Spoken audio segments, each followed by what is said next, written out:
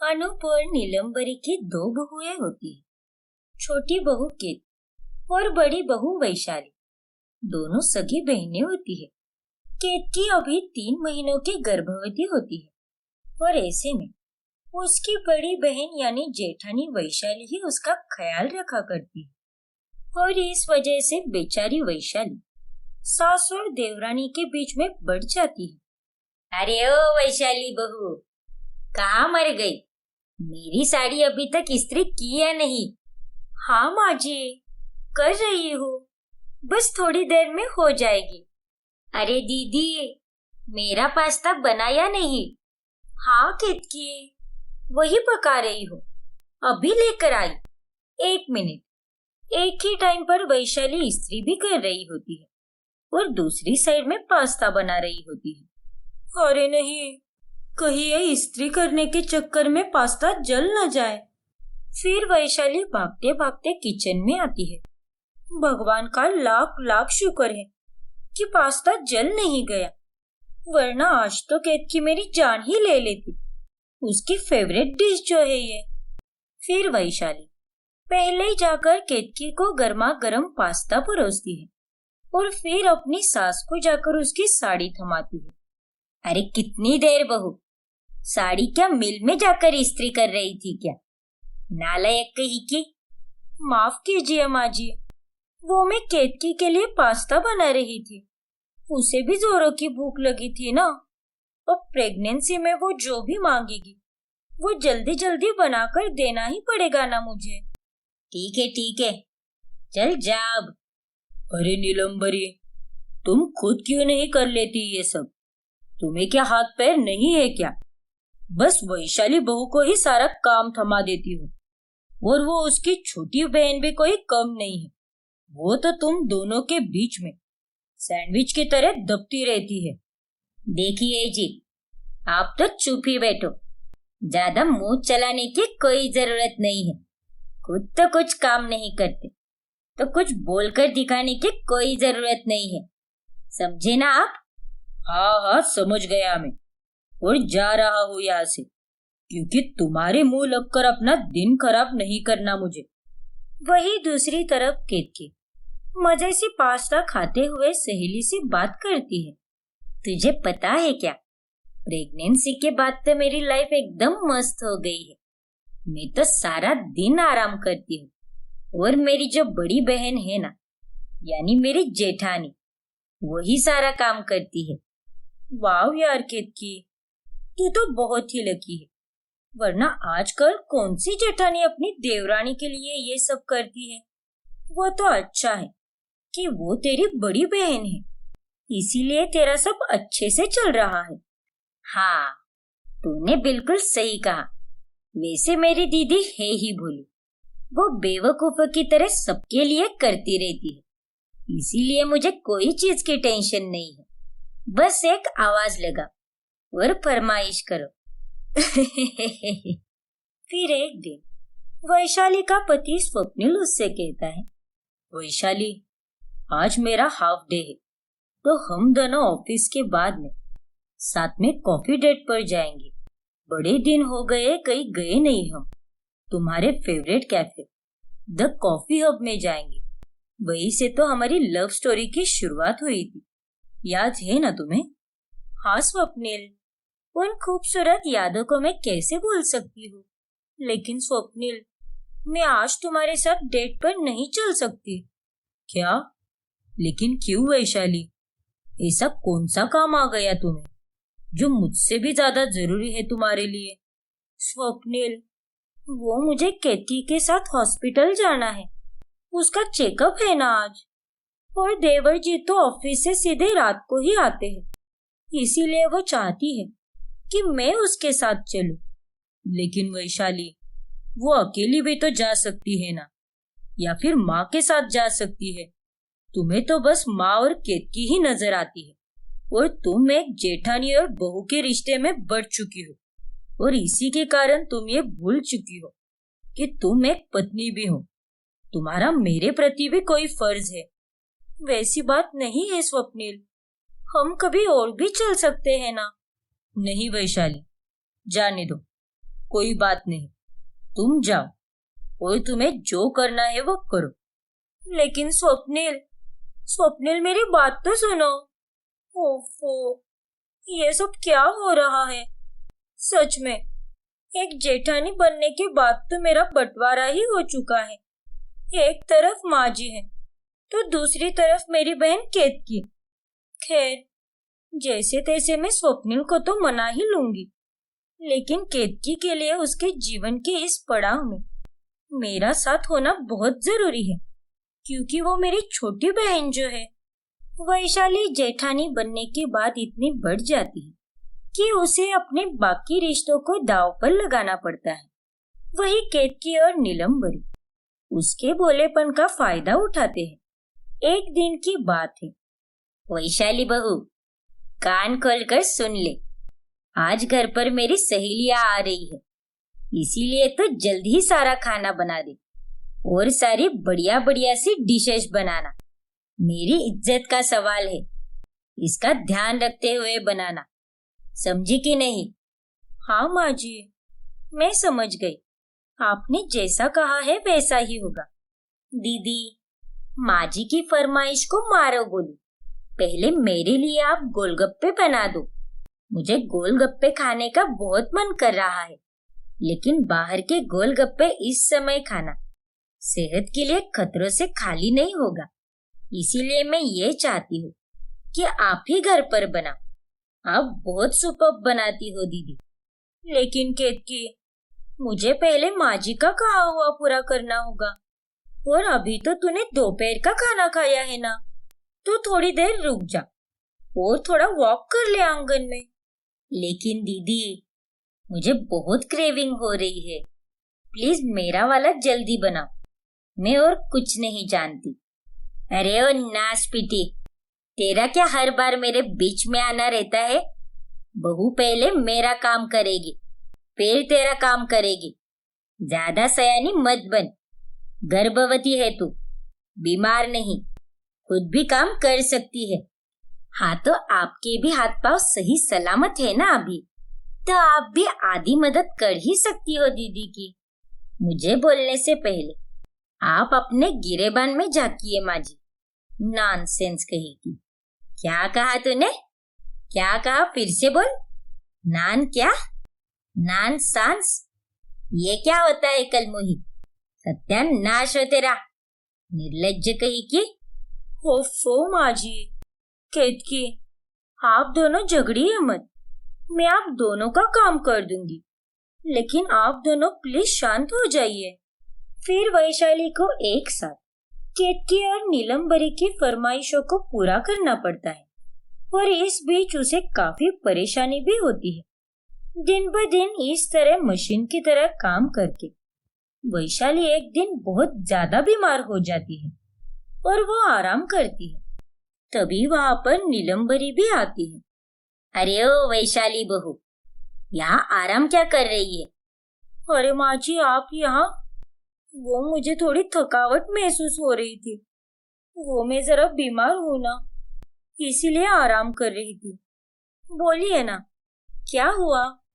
देख बहू, मुझे ना जरा बाहर जाना है, इसीलिए तुझे मेरे हिस्से का एक काम करना होगा। कैसा काम माँ जी?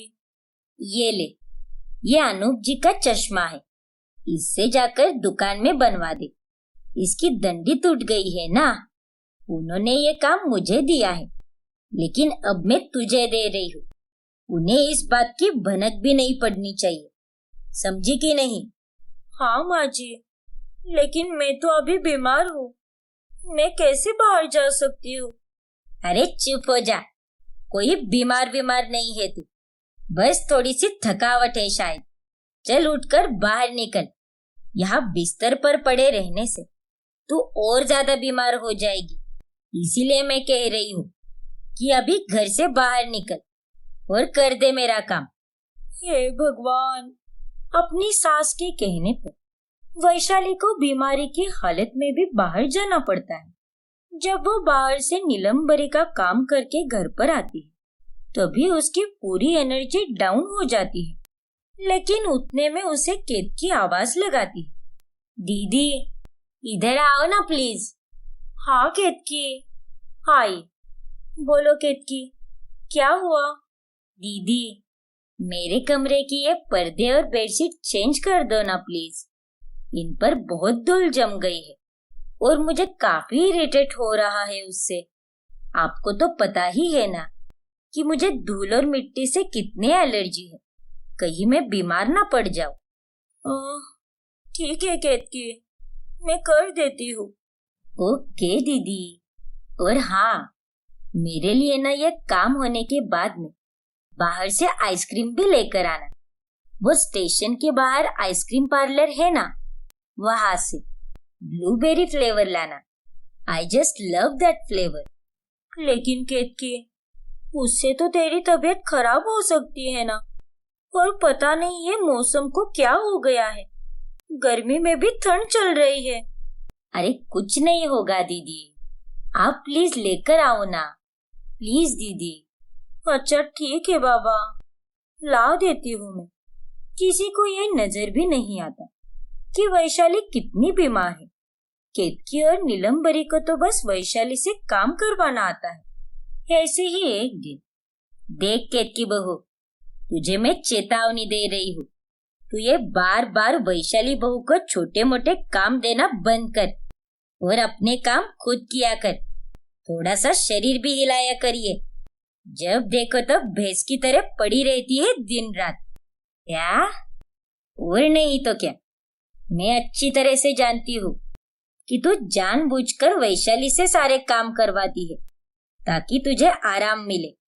मेकअप करना, फोन पर बातें करना, वीडियो शूट करना, और तो और हर 2 दिन में बाहर घूमने जाना, ये सब तो तुझे बराबर से होता है।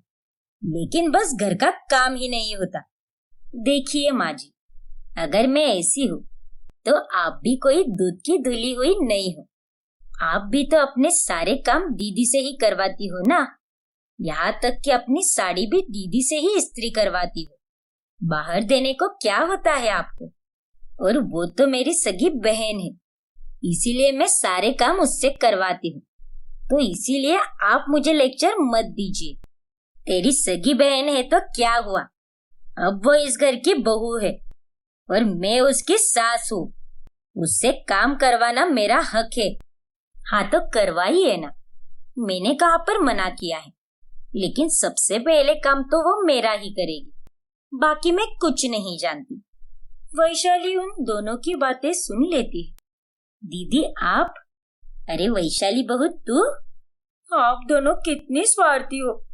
बस अपने आराम के लिए, मजे के लिए और टाइम पास के लिए मेरा इस्तेमाल किया है। मैं ही बेवकूफ थी जो ये सब देख नहीं पाई और खुद को आप दोनों में बांट दिया। यहाँ तक कि अपने पति के ऊपर भी ध्यान नहीं दिया। केतकी, मैंने तुझे माँ की तरह संभाला और माँ जी आपके लिए तो मैंने एक बहू नहीं बल्कि बेटी की तरह सब कुछ किया है।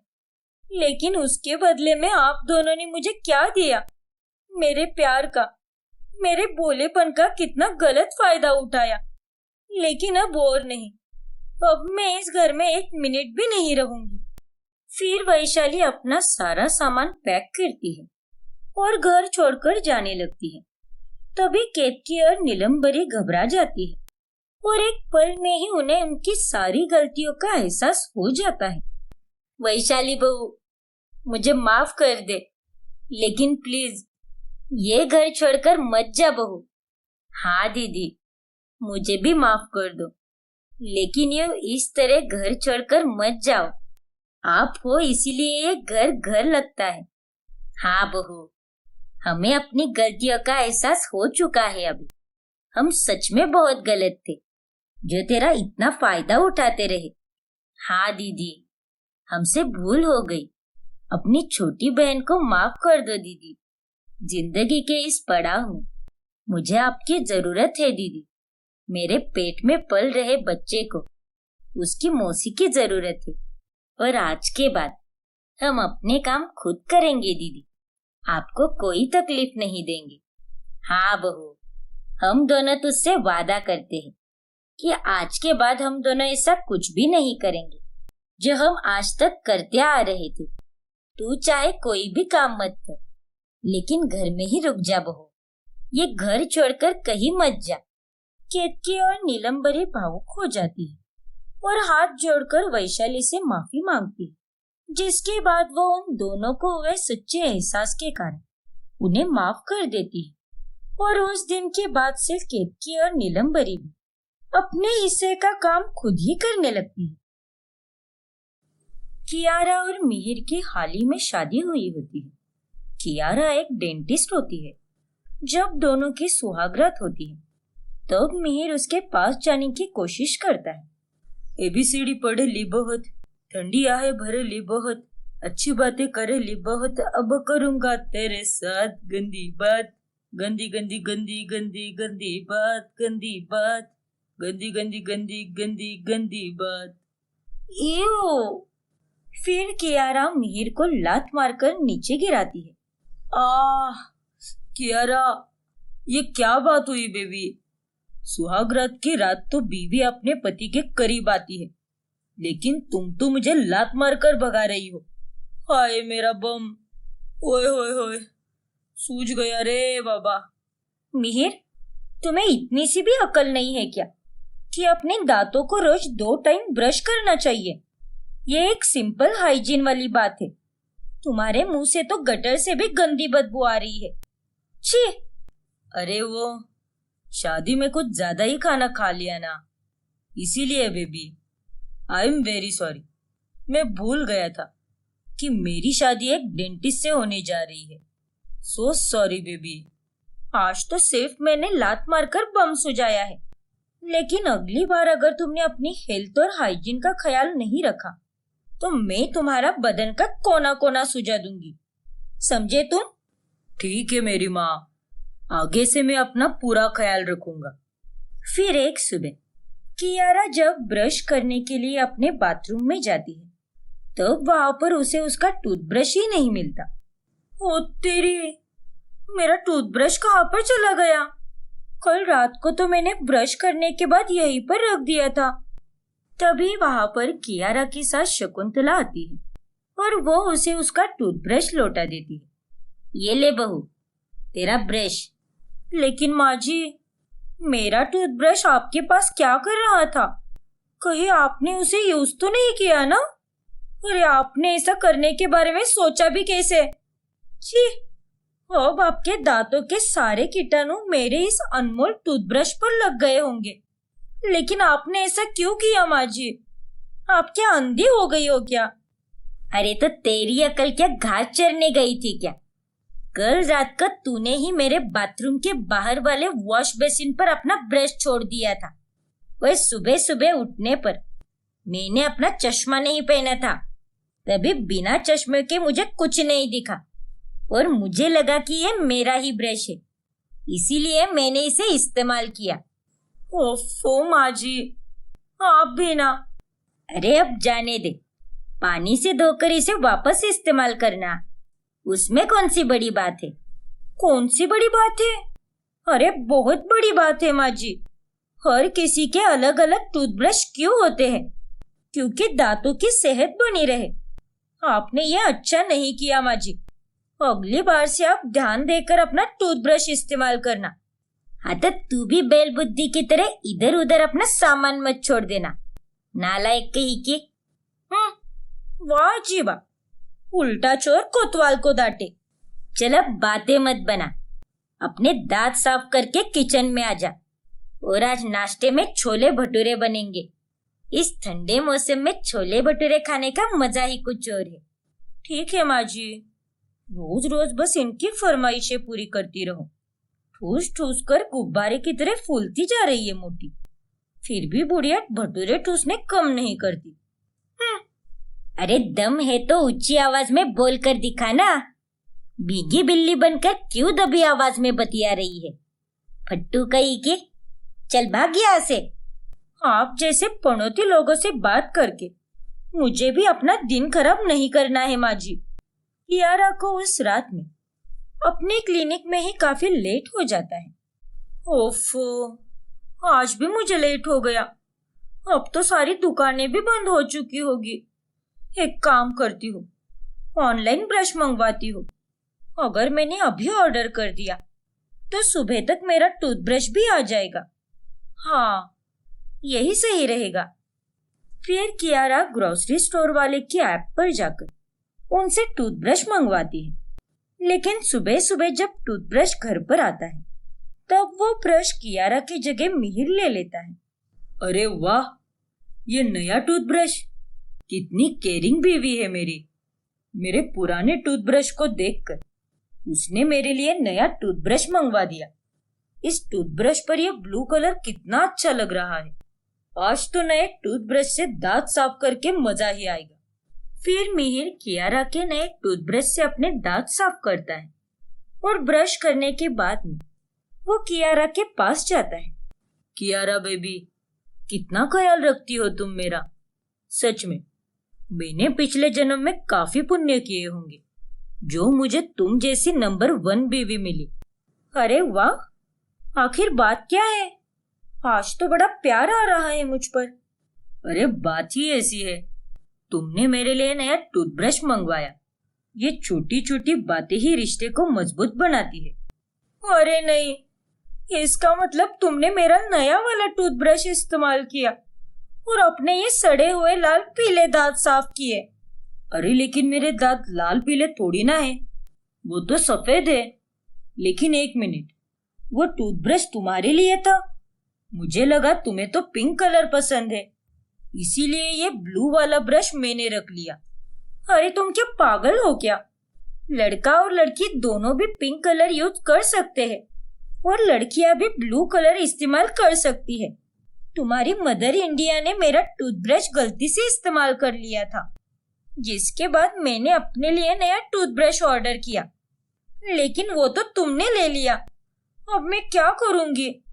ब्रश कैसे करूंगी मैं? अरे तो उसमें क्या होता है, हम दोनों तो पति पत्नी हैं। इसका मतलब हम दोनों अब एक दूसरे की चीजें इस्तेमाल कर सकते हैं और तुम मेरा ब्रश तो इस्तेमाल कर ही सकती हो। उसमें कौन सी बड़ी बात है? छी! अरे पागल हो गए हो क्या तुम? ये कैसी बातें कर रहे हो? अरे लेकिन हम जब किस कर सकते हैं तो एक दूसरे के ब्रश इस्तेमाल क्यों नहीं कर सकते? नहीं, ऐसा नहीं हो सकता। अब जाओ तुम और जाकर मेरे लिए नया टूथब्रश लाओ। तुमने मेरा नया टूथब्रश इस्तेमाल किया ना, अब तुम ही मेरे लिए नया ब्रश लाओगे। जाओ जल्दी। लेकिन बेबी टाइम तो देखो, प्लीज आज के दिन एडजस्ट कर लो ना।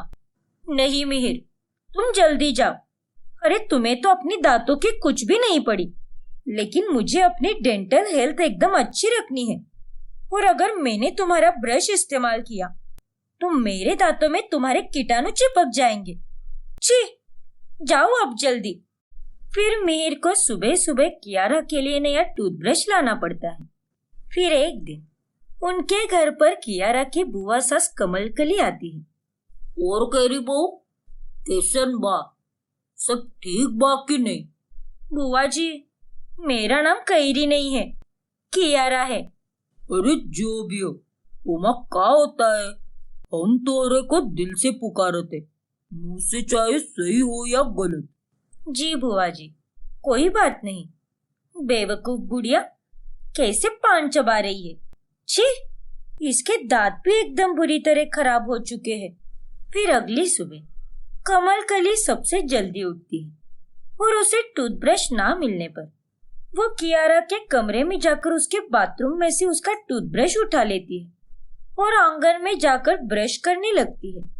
और जब कियारा नींद से उठती है तब वो आंगन में बुआ जी को ब्रश करते हुए देखकर हैरान रह जाती है। अरे नहीं, ये क्या बुआ जी, ये आपने क्या कर दिया?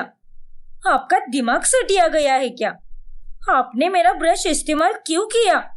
अब आपके सड़े हुए पान के रस से भरे दांतों की सारी गंदगी मेरे इस नए ब्रश पर लग गई होगी। छी बाबा। ओ केरी बहू, जुबान संभाल कर बात कर मुझसे।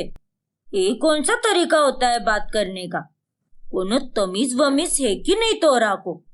अरे तमीज तो आपको नहीं है, गांव में तो नीम और बबुल के दातुन का इस्तेमाल करती हो और शहर में आकर अपनी बहू का टूथब्रश इस्तेमाल करती हो।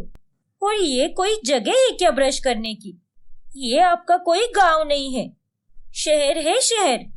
कियारा और कमल कली की सारी बातें अड़ोस पड़ोस वाले सुन लेते हैं और वो सभी लोग हंसने लगते हैं। कमल कली को बहुत बुरा लगता है और अपनी बेइज्जती का बदला लेने के लिए वो कियारा के ब्रश को नुकीले ब्रश से बदल देती है। बड़ा चपड़ चपड़ बोलत रही थी ना उस दिन। अब देखना कैसे ने नुकीले ब्रश से दतवा घिसने के बाद एक कैरिया के मुंह में खून आवत है। फिर कियारा जब उस नए ब्रश को इस्तेमाल करती है तभी उसके मुंह से खून निकलने लगता है। तुझे देखकर इस्तेमाल करना चाहिए था बहू। लेकिन माँ जी, मैंने जब इसे लाया था तब तो ये बिल्कुल सही था, लेकिन ये अचानक एक नुकीले टूथब्रश में कैसे बदल गया, मुझे भी कुछ समझ में नहीं आ रहा। फिर एक दिन सफाई करते समय कियारा को कमल कली के कमरे में उसका टूथब्रश मिलता है। अच्छा, इसका मतलब बुआ जी ने ही मेरे नए टूथब्रश को नुकीले टूथब्रश से बदल दिया ताकि वो अपनी बेइज्जती का बदला ले सके। अब तो मैं बुआ जी को बिल्कुल नहीं छोड़ूंगी, उनका पर्दाफाश तो करके रहूंगी। फिर कियारा सबके सामने जाकर बुआ जी की सच्चाई बताती है और तभी बुआ जी को भी काफी शर्मिंदगी महसूस होती है। माफ कर दे बोरिया, हमसे गलती हुई गई। हमका सच में बहुत ही शर्मिंदगी महसूस होत रही। हाथ जोड़ के तोहरा से माफी मांगते। देख बहू, कमल कली दीदी ने जो भी किया है गलत किया है, लेकिन वो तुझसे माफी मांग रही है। अरे हमने भी तो गलतियां की है। हाँ बहू, मैंने गलती से ही तेरा टूथब्रश इस्तेमाल कर दिया था, मुझे माफ कर दे। हम सबको अपने अपने अलग टूथब्रश इस्तेमाल करनी चाहिए। हाँ Kiara, I am also sorry. अगर हम आपस में ही हाइजीन मेंटेन करके रहेंगे तब जाकर सबकी सेहत बनी रहेगी। और कियारा, बुआ जी को भी प्लीज माफ कर दो। फिर कियारा सबकी गलती के लिए उन्हें माफ कर देती है और उस दिन के बाद से घर के सभी लोग अपना अपना टूथब्रश इस्तेमाल करते हैं। कुसुम एक गरीब विधवा होती है जिसने हाल ही में अपनी 2 साल की बेटी को एक दुर्घटना में खो दिया था। कुसुम एक मछुआरन होती है। वो तालाब में मछलियां पकड़कर उन्हें बाजार में बेचा करती। एक दिन मछलियां बेचकर वो घर की ओर जा रही थी कि तभी उसकी नजर मंदिर के बाहर पड़ी एक टोकरी पर जाती है जिसमें एक नन्ही बच्ची रो रही होती है। अरे ये क्या, ये तो कितनी छोटी बच्ची है, लेकिन इसे यहाँ इस तरह कौन रख कर गया होगा? हे भगवान, नहीं नहीं, मैं इसे यहाँ अकेले नहीं छोड़ सकती। जरूर इसके माँ बाप ने ही इसे यहाँ छोड़ा होगा। कुसुम उस बच्ची को अपने घर ले जाती है और वही अब उसे पालने पोसने लगती है। जब वो उसे नहलाने जाती है तब उसे पता चलता है कि वो बच्चा एक किन्नर है। तो अब मैं समझी कि इसके माता पिता ने इसे यहाँ यूं आवारों की तरह क्यों छोड़ दिया। बेचारी बच्ची, ये किन्नर है तो उसमें इसका क्या कसूर? तू चिंता मत कर लाडो, मैं हूं ना।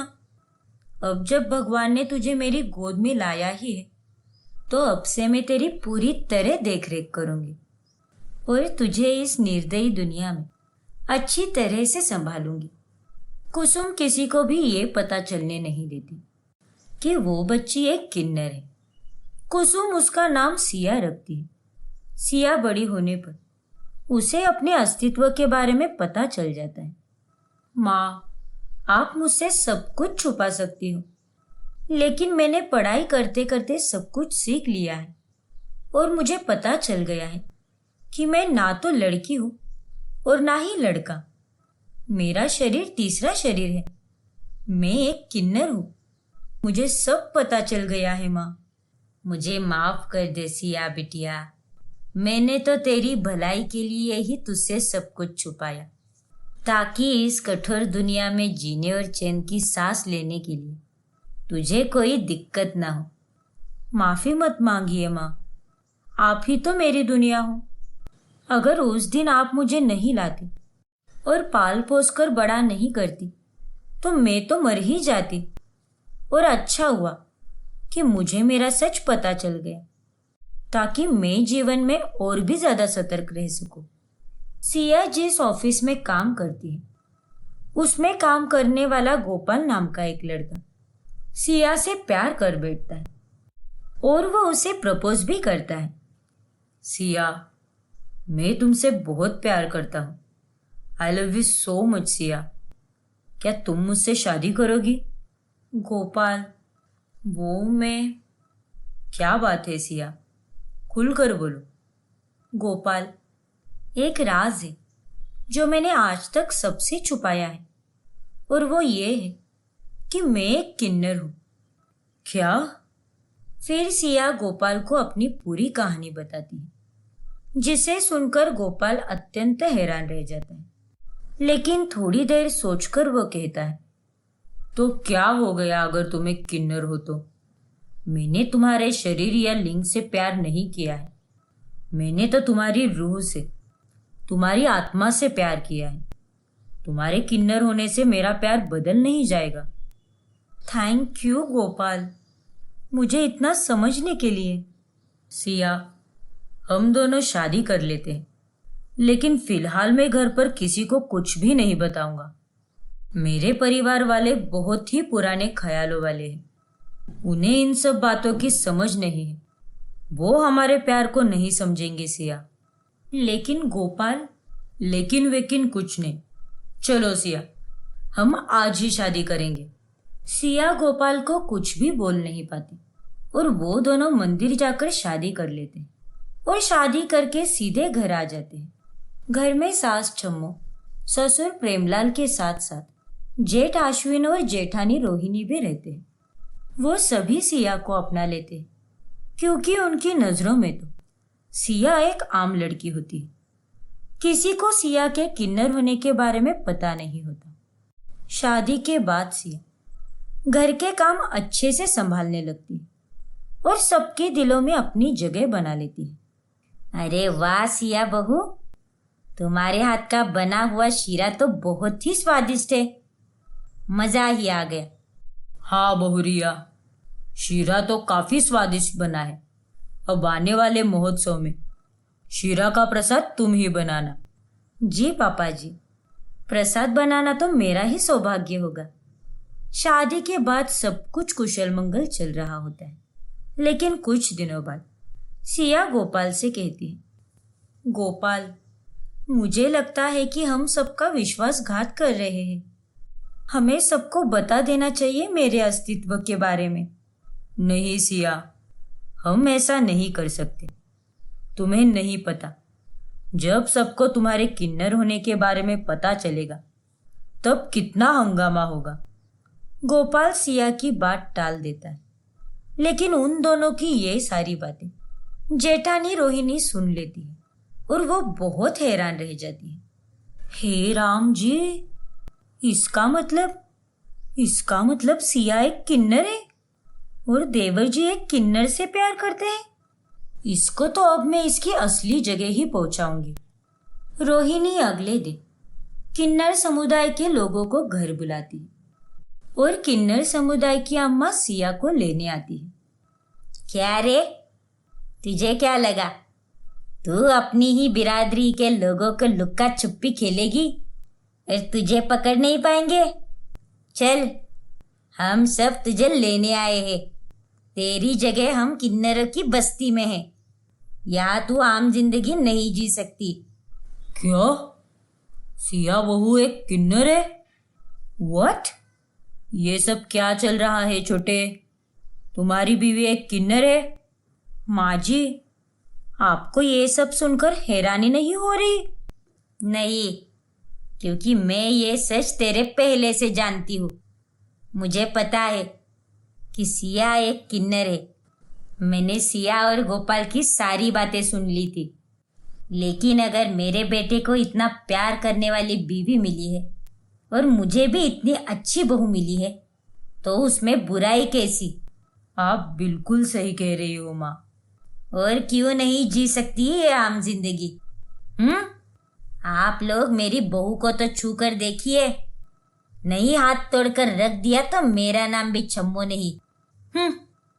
जाओ यहाँ से, बड़ी आई। फिर किन्नर समुदाय के लोग वहां से चले जाते हैं। रोहिणी बहू, अश्विन, प्रेमलाल जी, माना कि सिया का शरीर हम आम लोगों जैसा नहीं है, लेकिन अंत में हम सबके तन के अलावा मन तो एक ही है ना, आत्मा रूह भी एक ही है ना, तो भेदभाव कैसा? सिया एक हीरा है जो बड़ी मुश्किल से मिला है हमें। छम्मो की बातें सुनकर सबकी आंखें खुल जाती हैं और पूरा परिवार खुशी खुशी सिया को अपनाता है और किन्नर बहू सिया अपने ससुराल में एक खुशहाल और सुखमय जीवन गुजारने लगती है।